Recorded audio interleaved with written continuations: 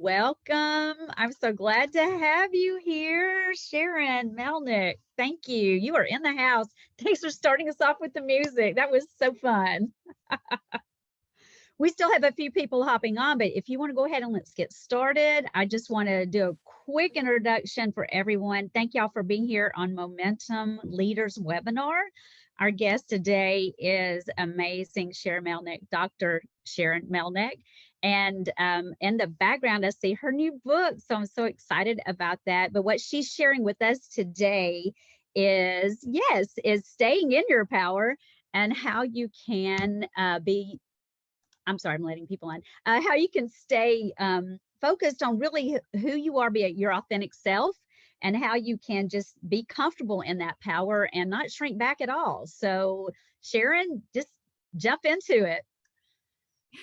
Thank you so much. I am so happy to be here with you, Momentum community. You are like family to me. It's been, I don't know, 10, 11, 12 years that I have been faculty on your program and, giving presentations to women in your companies and in your community. I'm just so appreciative for this opportunity. I have a new book out today. Close your eyes and open your hands. This is a gift for you. In your power, react less, regain control, raise others. And we're here to talk about it today. So let me ask you, have you ever had like a really, really good idea that would make it better for everyone, but you just weren't heard? Have you ever been a talented and caring woman leader, but you just didn't feel seen? Have you felt overlooked or undervalued or under-recognized? Are you a leader of a team who just can't get her people or her colleagues or her management peers to kind of, live up to their expectations and kind of, be who you need them to be in order to get the result that you're here for? Have you ever been subject to disrespect or sabotage? Anybody, any of these situations, marginalized, excluded? Did it put you into an emotional hijack? Did you get into a mental swirl? Did it ever cause you to show up as a diminished version of yourself? Did it set you up these situations to react and not respond? Yeah, let me see if there's a show of hands. Anyone, any of these kind of situations? Yeah. So, and if there's any that you want to add into the chat and, tell me about a situation that you've faced. So this is what it's like when you get kicked out of your power, right? And then you can kind of rehash those situations throughout the day, into the night, maybe for several days or weeks or decades even. Have you ever been in a situation where you second guessed yourself and then, didn't voice what was really important to be in the room? These are all examples of when you get kicked out of your power. And what we're here to talk about today is for how you can get back into your power, how you can stay in your power. And all of this is like kind of poured myself into this book for you, for these situations that you face as you go throughout your day, in your professional life, in your personal life, so that you can be who you want to be and make the contribution that you've been put here to make. In its pages are the things that I've heard from women leaders like you for 20 years of coaching, things that I began to understand first in my 10 years of research at Harvard Medical School. And even in its pages, you will read stories of Momentum colleagues and friends and sisters, and it will be really, really fun for you to guess who they are. Sometimes they're by name. So let me go through. I thought that I would start talking with you about some observations, things that I've come to understand, and some kind of new perspectives that will help you understand why it's so important for you to be in your power and to use your power for the good of all. So let's make this very interactive. Please put your comments and reactions or even questions into the chat, and let's do this together, because this is how we have to do it. We have to do it in sisterhood if we're going to change our world, right, and the culture, and make it one that we want to thrive in. We need to be in our power, and we need to do this together. So we're going to get there. Let's get started. So let me just get started here from the first slide, and tell me, can you see my screen here? Fantastic. So we are here to celebrate the launch day and to familiarize you with the book In Your Power. Let's get started. So the first kind of shift or thing that I want you to understand is that many of you, as you've been going throughout your days, have been going through your day with the experience that I call being the thermometer, meaning that your mental and emotional reactions, or I could even ask you this, how many of you, your mental and emotional reactions kind of go up and down according to other people around you, according to the circumstances that you're in, and you find yourself kind of reacting? Is this the case for anyone? This is the case, right? I see a lot of smiles, head nodding here. Then this is what it's like to be the thermometer. And it's like, the weather outside, the climate outside of you affects the weather inside of you. And you feel more like the casualty of situations rather than the creator. So what you want is you want to shift from being the thermometer to being the thermostat. So when you're the thermostat, you set the tone. You decide who you will be and how you feel about yourself and what you believe about yourself. You have a vision that you bring other people along in order to, kind of bring your vision to life. So this is what you want, is that you want to be the thermostat. So how many of you, this sounds like, yes, I want to be the thermostat, not the thermometer? Okay, great. And I would just love it if you would turn on your screens and I can see you and I can see your reactions and, get feedback from you on how it is that I can help you to be in your power. So this is the first thing that I want you to just kind of develop awareness of, is if you've been going through your days as the thermometer, you want to start being the thermostat. Now, the thermostat takes all of the information in the situation into consideration, the humidity and the motion of the people in the room and the air temperature and all these kinds of things. And this is an opportunity that you have. You're going to be hearing more of this as I talk today, is you have more power than you think. And rather than just kind of react about, how you feel in the situation or how you feel done to, you can be the steward.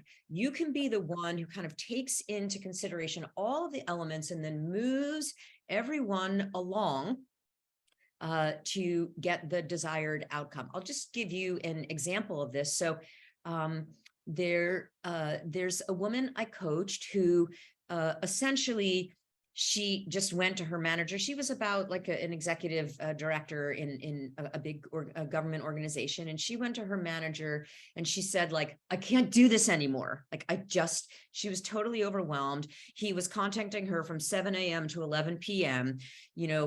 All the people at her peer level and adjacent teams who weren't doing their work right, or, things were falling through the cracks or making mistakes. It all fell onto her. She was working 80-hour weeks. She hadn't had dinner with her husband in months. And so she was feeling like the thermometer, and she was just like, I just can't take it anymore. She was like ready to leave. Okay. So that was like her being the thermometer. So when we worked together, she became the thermostat. So the very first thing that she did was she brought to her manager a kind of a one-pager shock and awe of all the things that she was doing. And he was like, whoa, you're right. Like, you can't be doing all this. Absolutely. I support you. And then she came up with a vision of how this was all going to get resolved. She brought together her peers and the cross-functional partners. She had a vision. She had to overcome their resistance because, of course, they didn't want to be doing the work. So she got their buy-in, and she moved everyone along in a process to kind of fix this. She was able to be more strategic, propose a restructure. She got her team to be filling in a lot of the kind of daily things that she needed to do. So she became the thermostat. She resolved this at root cause, and she became so valuable to the organization. 3 months later, she received a $75,000 retention bonus for 1 year. And the CEO of the organization brought her into his office and said, I've been noticing the impact that you've been making, and I want to let you know that we're putting you on track to be the CTO of this organization. Get ready. Got it? So it's just an example of you have so much more power than you think when you start to approach situations being the thermostat. So who wants to be the thermostat? This whole book really is devoted to kind of giving you the skill sets to stop being the thermometer and start being the thermostat. Okay, great.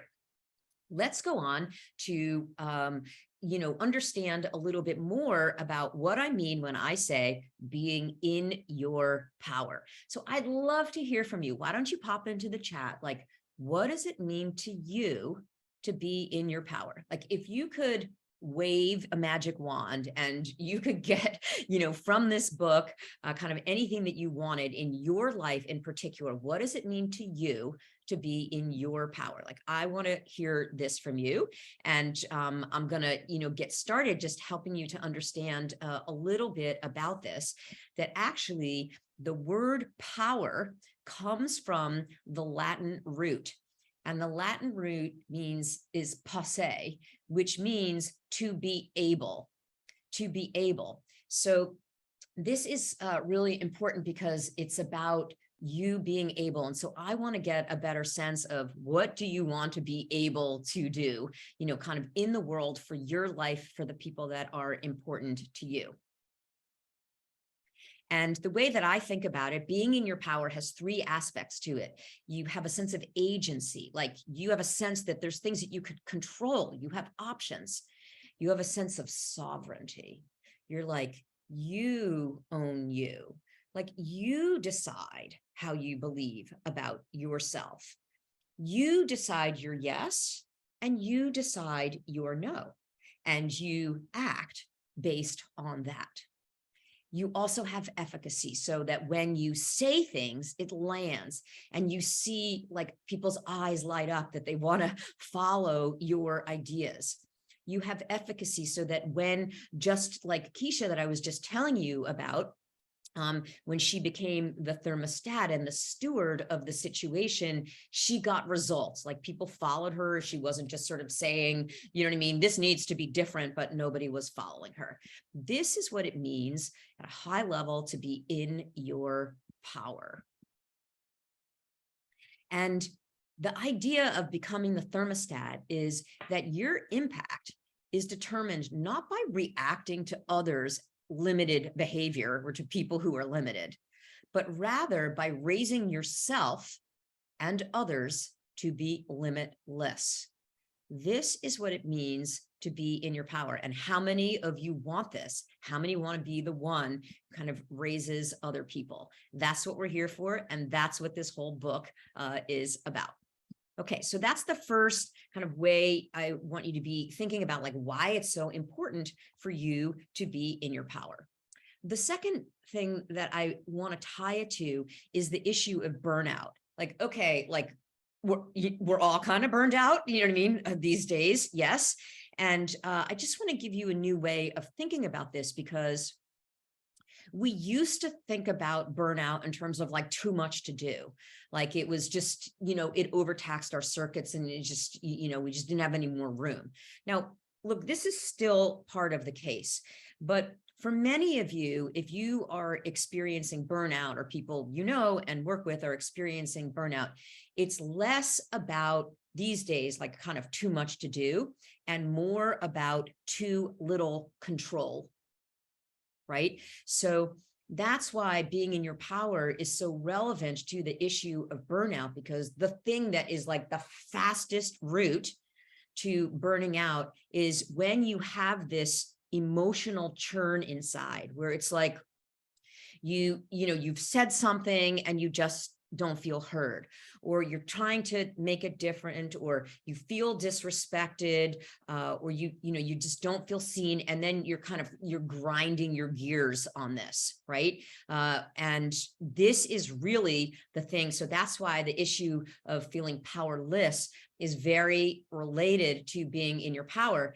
And I think a lot of the things that we think about as solutions to burnout, like taking breaks, I'm like, yes, take breaks. And, those of you who have heard me talk about my first book, Success Under Stress, like, yes, very helpful to you. But this is not going to help you, really prevent burnout or recover from burnout. Is just that.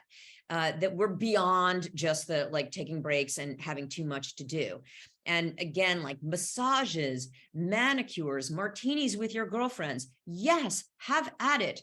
Put a smile on your face. Yes, yes, yes. But this is not going to deal with the underlying dynamics of where you don't feel in your power. And this is why being in your power is the ultimate form of self-care. It is the best form of self-care, because like when you really know how to stay good in you, no matter what's going on around you, when you know how to take situations in which you're feeling powerless and to get the outcome that you want, and not only that, but make it better for everyone around you on your team and in your company, that's when you're feeling good and have a sense of ease and have renewable energy and, are, not on the path to burnout. Got it? So this is why being in your power is so relevant to burnout these days. Now, my third point is I want to go over 3 ways that we're not in our power. And what I mean by that is that the more power that you can hold inside you and use, the more impact that you can make, the more you're going to feel kind of, a sense of mental well-being, a sense of mental clarity, and the more really the impact and the contribution that you are going to make. So from having coached and trained over 40,000 women professionals, just like you in the Momentum community, I'm going to talk with you now about 3 things that are kind of form the basis for the book, and that I see are ways that we are not in our power. And, really kind of interesting about this that I want you to kind of get is that these are actually ways that we are biologically hardwired, like we are set up as human beings to not be connected to our power in these ways. And so it's really your opportunity actually to kind of overcome like the factory settings of being a human being, so that you can be in your power, so that you can have this sense of ease and get stuff done and feel like you're, kind of being kind of who you're here to be.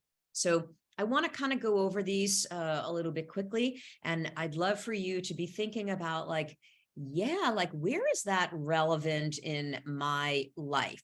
Or maybe in the life of my sister, mother, daughter, team member, mentee. And so it can help you to understand them as well.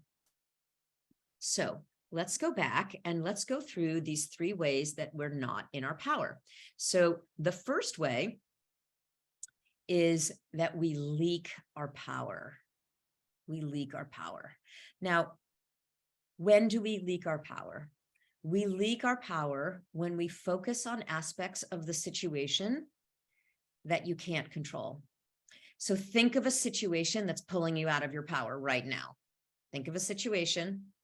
Where are you reacting? Where are you in that mental swirl? Where are you blaming the other person and just like wishing you could just have relief and they could just be different? Where are you wishing that you could be kind of, more self-confident and not second guessing yourself? Think of that situation and notice how you might be focusing on the aspects of the situation that you can't control. And as soon as you do that, you leak your power. It's just like, shh. And again, we're biologically set up to focus on what we can't control. This is what helps us, monitor threats, that are in the environment, right, to our safety. So we're set up to do this. But if you're set up to do this and this is what you're focusing on, you are going to be staying out of your power. So, and some of you who have heard me training at Momentum, this will be a great refresher for you. In any situation in which you feel out of your power, you want to immediately require yourself to sort out what are the aspects of the situation that you can control and distinguish that from the aspects of the situation that you can't control. So the part that you can control, I call this your 50%, what you can control. And distinguish that from the other 50%, the part that you can't control. Now, I know what you're thinking. You're thinking like, yeah, Dr. Melnick, that sounds really good in theory, but like, if you knew my situation, you would know that there's very little that I can control in this situation. And I get it. You're like, no, it's nowhere near the 50%, actually. But here's the thing. In every situation, there's always what you bring to it. There's always who you show up as. There's always what you think, how you respond, the story you're telling, what your influencing and communication approaches are. This is your 50%. And you can always maximize this and be really effective in your 50%. Anytime you focus on matters below the line, you're just leaking your power, totally energy drained, right? So as some of you might remember, kind of the golden rule is to be impeccable for your 50%. Now, I'm not saying being a perfectionist. I'm not saying be a control freak. Kind of takes one to know one. I see you, I get you. But what I am saying, because that would be actually trying to control over the 51% line in below the line. And I'm saying take 100% responsibility for everything that you can control. Be really effective at what it is that you can control. I'm saying get a toolkit to be really effective at what it is that you can control. And that's what this book is. It is based on the idea that there are 12 power portals. And it's like in any situation where you feel stuck, it's like 360 degrees around you. There you can look in any direction and walk through one of those portals. You get a whole new way of looking at the situation, a whole new set of scripts, a whole new set of actions. There is so much power that you have in every situation. And the first question in any situation, you want to train yourself to ask, where's my power? Where's my power? And immediately that will start orienting your attention to what it is that you can control. So I ask you, where in your life are you leaking your power? And anyone who wants to share in the chat and, kind of, I'm sure we can all relate. What's a situation that you want solutions to by being able to be in your power? Let me hear from you. And let me see if I can get started kind of answering for you how you can be effective in this situation. Okay, great. So the first thing that we want to stop doing is we want to stop leaking our power, and you want to maximize what it is that you can control. You always want to ask, where's your power? And so I'm actually going to stop right here. So any questions or comments so far about being in your power? Sharon, someone asked, how do you stay within your power when others' actions dictate your involvement in the projects or meetings? Yeah, totally. So, and this is a fast track to burnout, for sure.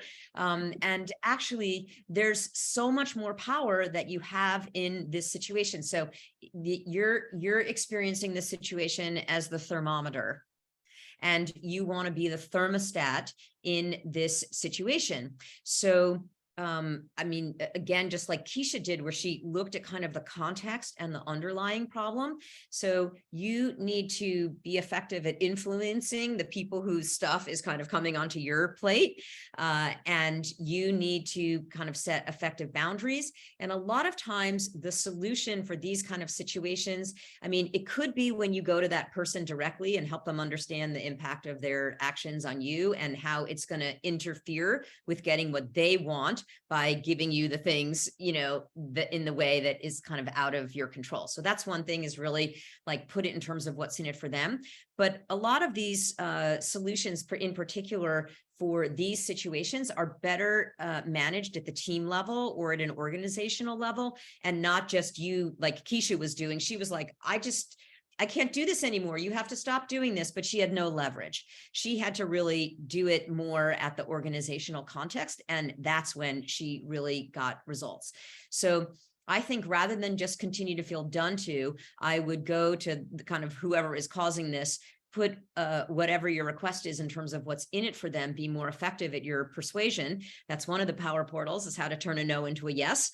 And I would see if you can approach this from the underlying problem and the overall context. Be the thermostat. Okay, great. Any other comments or questions about leaking your power? So let me keep going then with the second way that we don't hold on to our power. And this is the way that we give away our power. We give away our power. And, you know, this is like, how many of us have ever second guessed ourselves? Anyone? How many of us have ever outsourced our evaluation of ourselves to other people and then weighed what they thought of us more heavily than what we thought of us? How many of us have objective, like, praise and feedback and information about how badass we are, but we don't feel it in our bones? Yeah, okay. This is kind of like everyone, or most of us, at least. And you know something? Me too. And so some of you, you know, may have heard this story, but for those of you who haven't, I really want to share it with you so that you know that you know, we're all conditioned into this, and I've faced this too. So, you know, earlier on in my career, I went to a rock concert that was down in Washington, D.C. And as I was entering the stands, there was a cluster of people over to my left. And I looked over, and there was one person who I recognized, and it was Tipper Gore. And she was wife of the then vice president, Al Gore. And she was a champion for women's empowerment, if you remember this, right? So without overthinking it, totally confident, I go right over to her and I stick out my hand. I say, "Hi, I'm Dr. Sharon Melnick. I do psychology research at Harvard Medical School. I help people from difficult childhoods overcome them and be resilient and confident and, you know, kind of be effective women leaders and, you know, kind of avoid repeating the mistakes of their parents. Like I was there." And she's kind of like, her interest is piqued. We start having a chance to talk. We're having like a little estrogen fest moment. And at a certain point, she turns to her chief of staff and she says, "Melissa, would you get Dr. Melnick's contact information? We want to bring her down to the White House to share the policy implications of her research." So I go back on the plane, I write up a little something, I send it off. And several weeks later, I'm lacing up my sneaks, I'm going for a run, and the phone rings. "Melissa?" And she starts telling me about Tipper's initiatives and how, like, their programs are helping millions of families across the country. And at a certain point, she pops the questions and she says, "Will you come down to the White House to share the policy implications of your research?" So my heart's like beating outside of my chest. I'm picturing myself around that table at the White House. And what do you think I said? Well, of course I said, "No." Well, I didn't exactly say no, but I did say, like, "Well, let me think about it. I'll get back to you." But essentially, I said no. You can go ahead and gasp. It's all good. And Why did I do that? Because I pictured myself around that table at the White House, and I thought that they were going to think that I didn't know enough, that I wasn't smart enough. So I prioritized my own evaluation of myself over the impact I could have made for millions of families. I gave away my power. And how many of you have White House moments in your life where you didn't speak up, where you didn't go for it, where you really kind of internalized what other people think about you? Yeah. So we're done with this, girlfriends, right? Like, we're here. We're no longer giving away our power. We're going to hold that power inside of us, and we're going to use it for the good of all. And so I want to just, help you kind of think about this with, kind of a diagram that can just help it make it visceral for you. So what we're doing when we give our power away is, like, we're all here to try to have a sense of confidence, to have our come from be a sense of worthiness and value and security. And that's portrayed in the lower right-hand corner. But at any given moment, how you feel and evaluate yourself is represented in that lower left-hand corner. So if you doubt yourself, if you criticize or judge yourself, if you're fearful of what other people are going to think about you, that's what I'm referring to in that lower left-hand corner. And when you're there, you're not rock solid, and you're come from, you can't be fully expressed. You can't go for it. You can't live your legacy or live up to your potential. Because what are you going to do? You're going to try to get into that lower right-hand corner. And here's how you're going to do it. You're going to put your time and energy and attention into acting toward other people. And you're going to do that in the hopes that they act toward you in a way that you can feel that confident. So you're going to try to get other people to think well of you by saying yes when you mean no, by pleasing or caregiving for them when that's not the best use of your energies. You're going to try to micromanage them.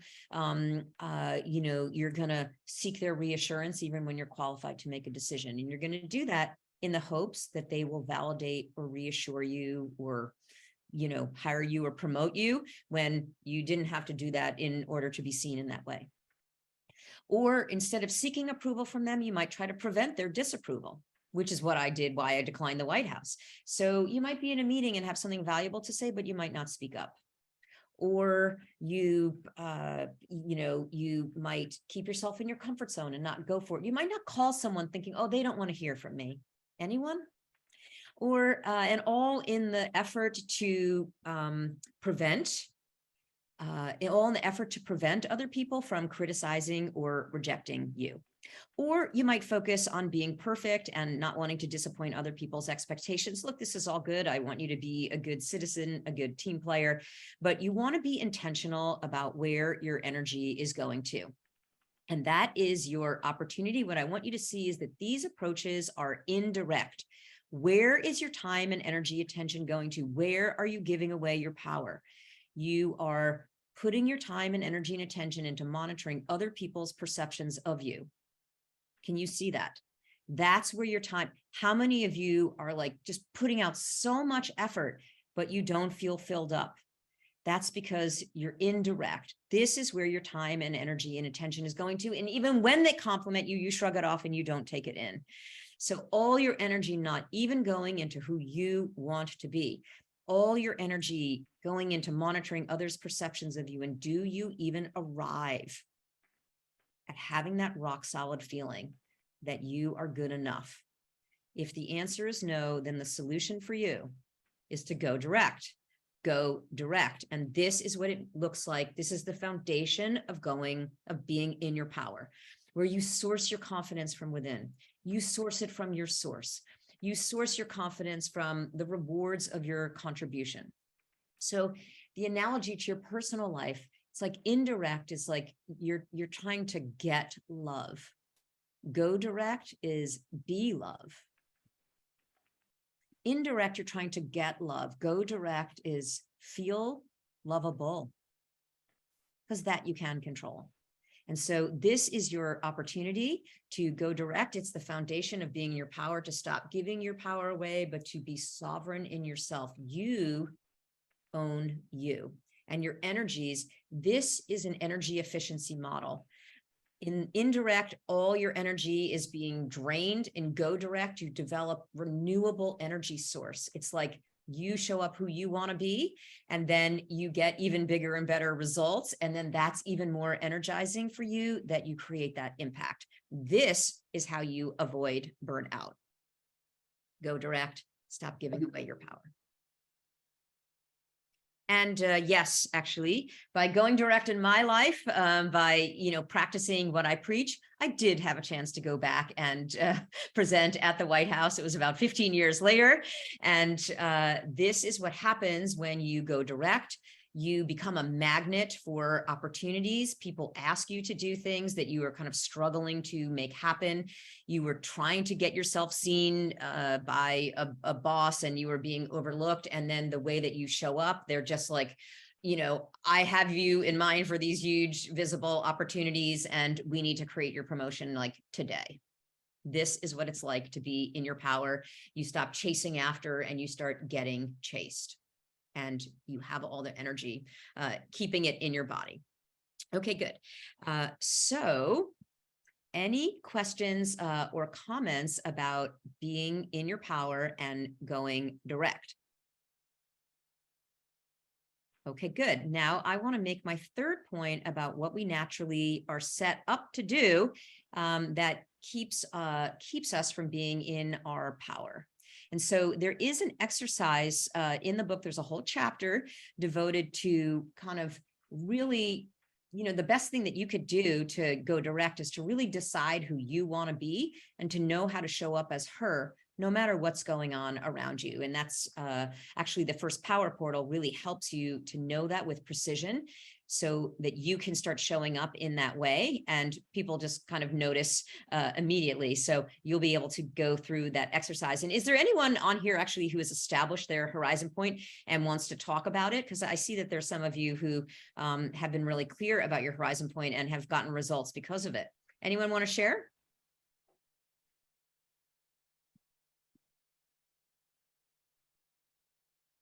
Melanie, do you want to share? Yeah, I'll share. Obviously, I have worked with Sharon. I went through Momentum and then had some private coaching, but she helped me find my horizon point to be, I would say, a educated, confident leader that helped me move from a lower level role to a promotion that I desire to have. She's being humble. She's in a top job, and she totally did it by being intentional and kind of, allowing the executive peers to, kind of really see the best of who she is in a way that was authentic. And it came from really starting to have that deep belief in her that we all have an opportunity to have, and then to be able to project that outward. And I'm so incredibly proud of you. I think it was confident, knowledgeable leader. I think that's what it was for you. And she's right. Yes, that's who I am. And now everyone else sees it too. Yes, Melanie rocks. I totally agree. Now I want to talk with you about the third thing that I see that we don't kind of hold on to our power. These are all examples of horizon points. And for those of you who are already like, yes, I cannot wait to get my hands on this book. I need this. I need me some in my power. You can already head on over to inyourpowerbook.com, inyourpowerbook.com, even before I start talking about the last point, which is how you use your power in your organization. So very juicy. You definitely want to stick around for this. So go over to In Your Power Book, and you can have a choice there. You can purchase a book for yourself. You also have an opportunity to purchase 10 books to give to your team members, your girlfriends, your book club, your young adults in your life. And when you purchase 10 books, you'll be eligible for a raffle, or I'm going to give away $5,000 worth of coaching. So I hope it's you. I hope that I have a chance to get to support you. That comes from the people who purchase 10 books, and all the other bonuses that are available for you too. How do you stay in your power? We're going to come back to that. So listen up. Okay. Now I want to talk about how to really own the power that you have and not overlook it. So we're talking about not leaking your power, not giving it away, and not overlooking the power that you already have. You have so much power, and you may not think you do. And I want to tell you a story about this. So I coached a woman who was a partner in an engineering firm. And when she came to me, she was like, 2 years, it was during, kind of coming off of COVID, like 2 years, she had been saying to the owners of the firm, like, people are leaving, we need to make the culture better here. And by the way, she had started a employee resource group for the women engineers. And she's like, the highest revenue producers are the women, and you need to pay them more. And she had gone and she had made this kind of request. And what did she get? Okay, who has been there in this position? What do you get? Well, it was some sort of an equivalent of a kind of a pat on the head. Anyone? Yes. Or at least it was a postponement. At least it was a kind of like, not a lot of energy going to this response. So she did what we do when we get kicked out of our power, right? So she started to second guess herself. Maybe this was silly. Maybe this was not realistic. She started to kind of feel, taking it personally and feel bad. She started to spin, wondering, like, can I really bring my value here? Am I going to have to leave? Has anyone been here? Anyone been in this situation? Okay, not feeling heard. I think so. I think you've been in this situation. And so when we first started working together, she didn't feel like she had a lot of power, but you have so much power, so much more than you think. So we worked together 3.5 months later. The owners of the firm, okay, in this situation, they happen to be 2 older white guys. 3.5 months later, they agree to reduce their ownership in the firm by 30%, and they redistribute this wealth amongst the highest revenue women producers, or the highest revenue producers who were women in this situation.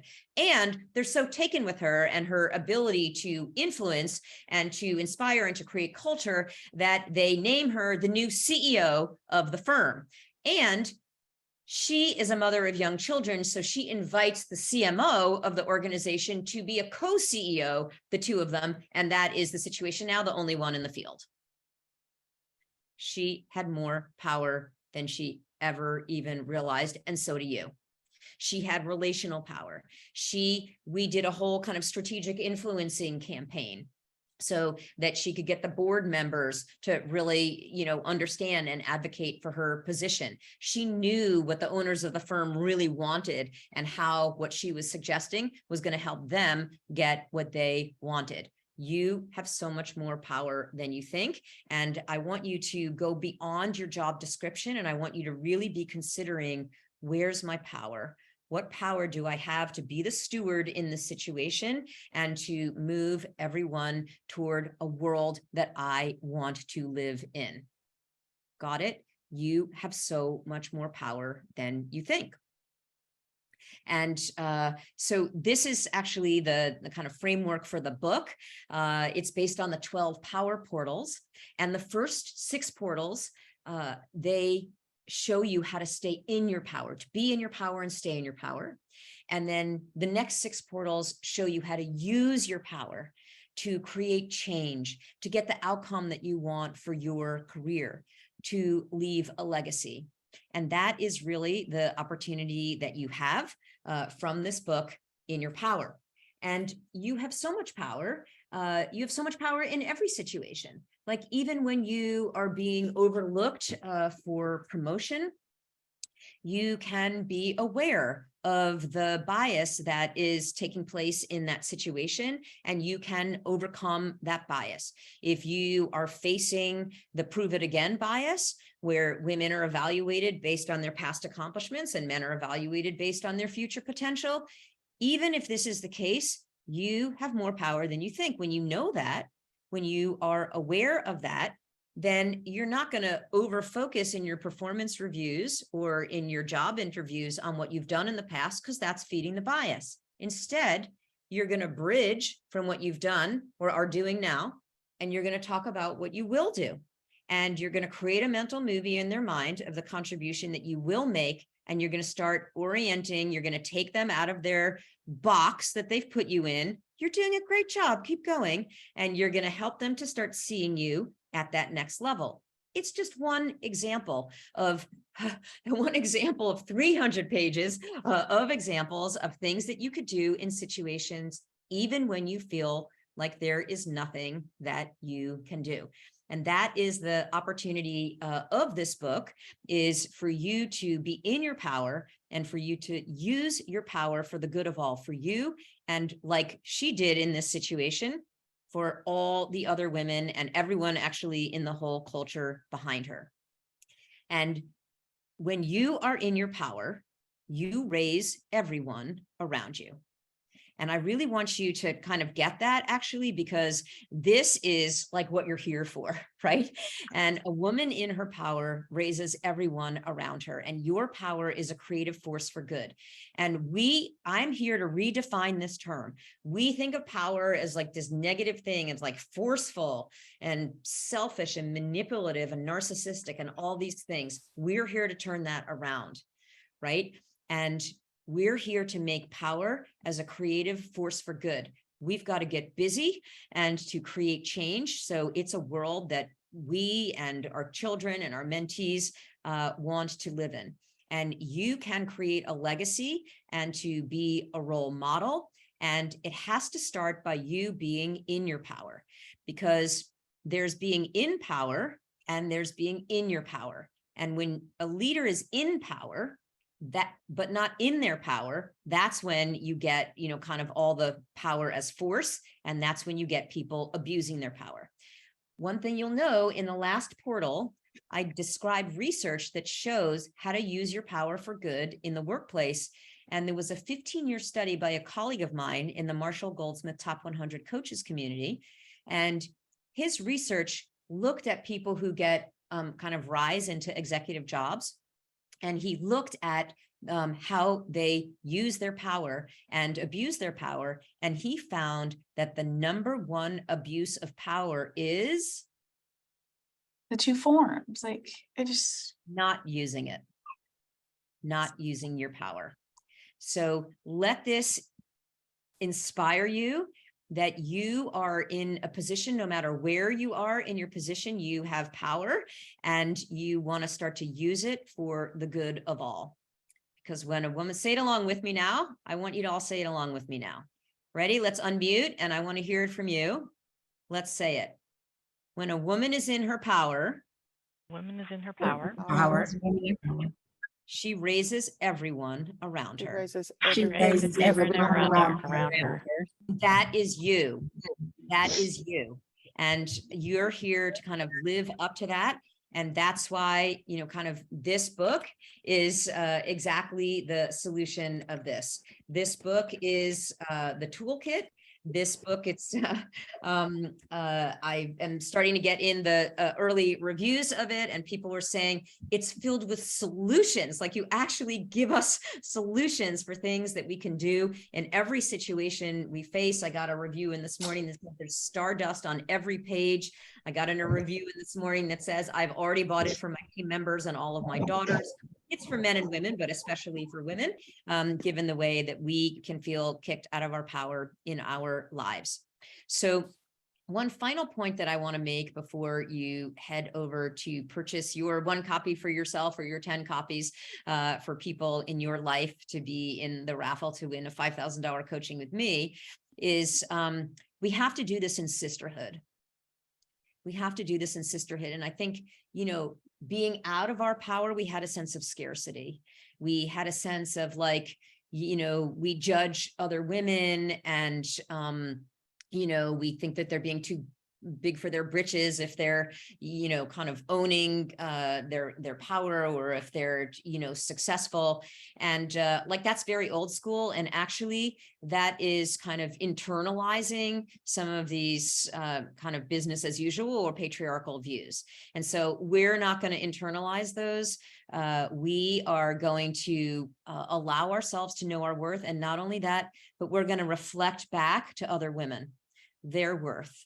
and amplify them and help them to see the magnificence of who they are. And we're going to create a ripple effect. And so this is how we change things.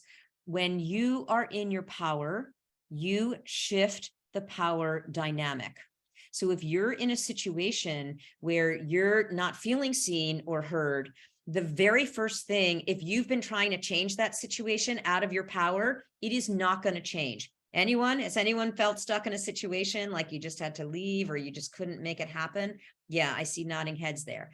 You have to first get back in your power. Your come from has to be in your power. When you are in your power, when you can stick to your boundaries, when you know how to stop disrespect in its tracks, when you know how to use your voice to share a powerful truth, when you know how to turn a no, when you know how to turn a no into a yes, when you know how to be the steward and engage other people who aren't motivated to work on the problem with you, when you're able to engage them and get them to work on problems with you, when you know the power that is inherent in your position and you can inspire other people, all of these things are ways of using your power. And when you can do these things, you're going to walk through the world like you have Wonder Woman cuffs on, and you are just going to deflect all the situations that happened. You're going to be in your flow, and it's definitely going to be like, I'll have what she's having kind of as you go throughout your life. And that is what this book will give you. It will help you to get back in your power. And when you're in your power, then you can try to resolve these situations. And this time you will be successful. You compel other people to engage with you in a new way. You require them to see you the way that you see yourself. And if we want to create a culture that reflects who we are and sees us and takes us seriously and makes us feel included and belonging and enables us to love ourselves for who we are, then the first thing that we need to do is we need to be in our power as a way of kind of approaching this, a way of making change. Every woman in her power is a change agent. And this is what I want for you. Say it again with me. Because when a woman is in her power, she raises everyone around her. She raises everyone around her. That is you. So head on over to inyourpowerbook.com. You can purchase the book at, wherever your favorite bookseller is, and pick up a copy yourself, or, think of a book club or, team members or your girlfriends. This makes a fantastic gift. Like, this is literally like the perfect crossed off the list holiday gift for anyone who you want to empower. And I also would love for you to put your kind of contact information in there, because then we can stay, in contact. And you're just getting this much, of kind of like what is in the book and what I'm here for. I could also come into your organization and talk to your women, or coach your senior women executives, or coach your teams, or coach your divisions, or lead your offsites. We are here for this. Leaders need to be in their power. Both men and women leaders need to be in their power if we're going to create the kind of cultures that we're here for. And frankly, if you want to be an ally as a man or a woman, you need to be in your power and not in a scarcity mindset. So this is also really, really very, very relevant. And I really want to stay connected with you, because come the beginning of the new year, I'm going to be doing just like so fun. This is going to be so fun, and I want you to be a part of it.